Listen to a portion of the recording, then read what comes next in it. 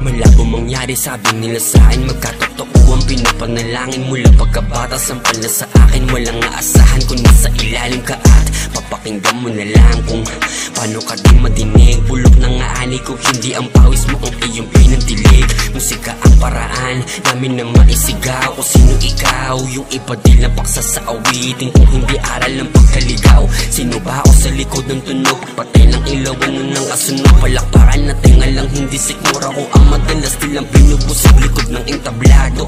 Balik na sa tunay na buhay, isang ama at empleyado. Kasi papano kinabukasan ko sa musika, di ba sigurado? Marahil akala na nakakarami ang pagpipilian, napakadami tanging binabaon sa akin na nga ay magulang. Ay mag-iingat ka palagi anak, huwag mo sundan ng yapak ng iyong ama. Pagtusbay mong aral ang paglagapak, lagi itatak na di lang sapat ang gawin mo hanggat di mo rinig na pumapalakpak na yung mga humahalakak noon. Paunin ng aral na ipinaranas ang gutom sa naisip pinapamalas.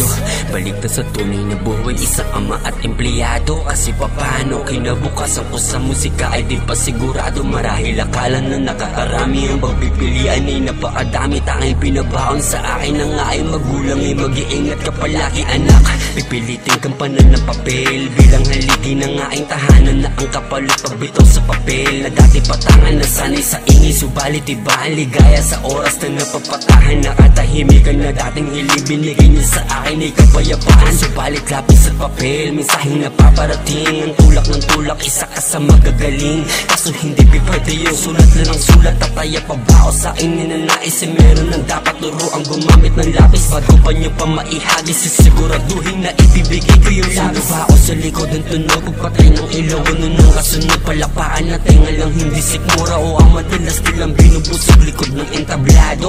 Balik na sa tunay na buhay, isang ama at empleyado. Kasi papano kinabukasan ko sa musika ay di pa sigurado.